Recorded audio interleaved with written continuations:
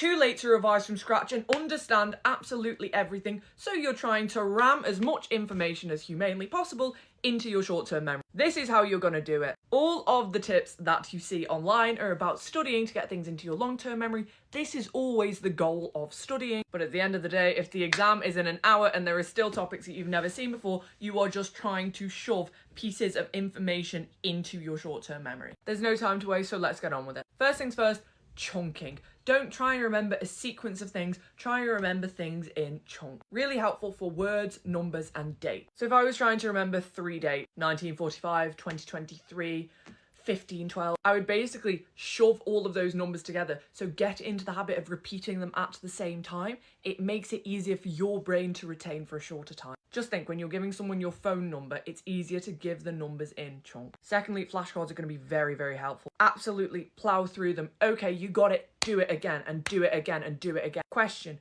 definition, formula, definition. Say it out loud. And if there's any you're getting right more consistently than the others, you're going to have to move on. You're going to be like, right, I fancy my chances of remembering this in the exam. Now it's time for me to focus on this thing I just cannot remember. Understand that in the exam, you are going to cap yourself if you've only remembered things and you haven't understood them. If I've just remembered the cosine rule, then I can apply it if they explicitly say, use the cosine rule, but otherwise I'm not really going to understand why I would use it. But do understand, if you're told to do it, you will be able to apply this formula.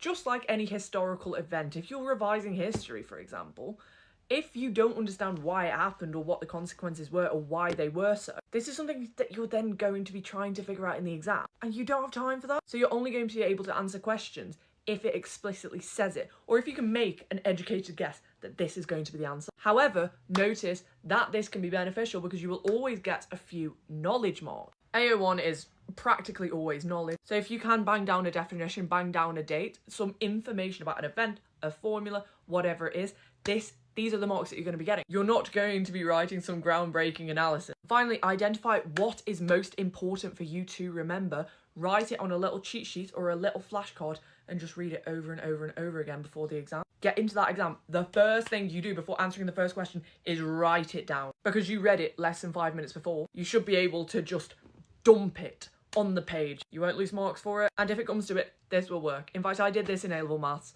for the equation of a trajectory and it worked. If you like this video, be sure to follow for more daily study tips.